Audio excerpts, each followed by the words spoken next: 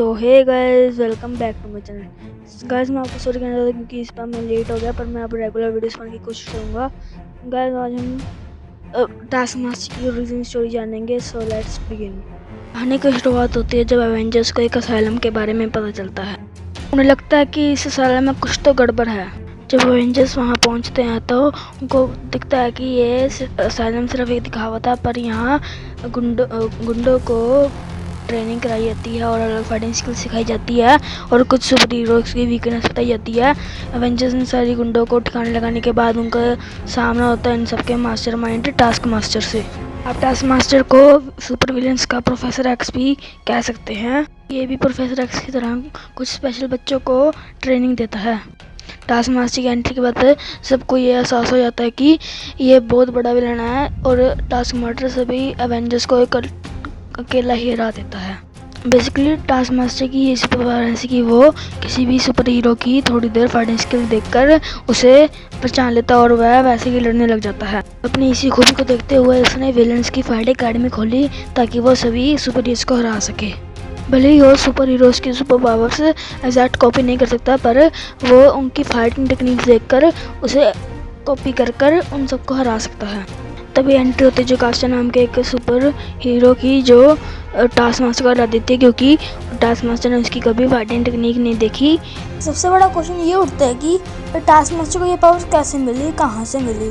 इसके लिए हमें इसके बचपन में जाना पड़ेगा। टास्क मास्टर का रियल नेम था टोनी मास्टर। वह एक ऐसी बीमारी का सर्जन था कि वह किसी की भी रिफ्लेक्सेस देखकर उसे वैसे ही कॉपी कर लेता था। उसने 8 साल की एज में ही उसने अपनी एबिलिटीज़ को एक्सप्लोर करना शुरू कर दिया था और वो काउबॉयज के शो देखकर उनकी टेक्निक यूज़ करने लगा था। या तो फिर उसने स्विमिंग और डाइविंग भी लोगों को एक बार देख के ही सीख लिया था। उसकी इसी एबिलिटीज़ के करके उसे शील्ड में भी काम मिला था। जी हाँ, वह शील्ड में भी काम कर चुका है।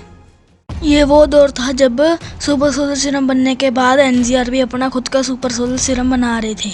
हम सब ने ये स्टोरी लाइन पहले ही एमसीयू की मूवीज़ में देख लिया है, जब विंटर सोल्जर को ये सीरम दिया गया था। तो इसी दौर में टोनी मास्टर को एक मिशन दिया गया था, उनको एनसीआर की लैब में जाकर सभी इक्विपमेंट्स को लेकर साइंटिस्ट को मारकर और सभी उनकी एनसीआर की आर्मी को मारकर सुपर सोलर सीरम लेकर आना था। पर सभी साइंटिस्ट घायल हो जाते हैं और एक ही साइंटिस्ट बचता है और वह टोनी मास्टर को उस सुपर सोलर सीरम का पता बता देता है और वो टोनी मास्टर इसे अपने हाथ में पकड़े सोचता है कि अगर मैं इसको अपने अंदर इंजेक्ट कर लूँगा तो मैं शील्ड का सबसे बेस्ट एजेंट बन जाऊँगा और मैं किसी को भी हरा दूँगा और मेरी पावर्स और इनहेंस हो जाएंगी।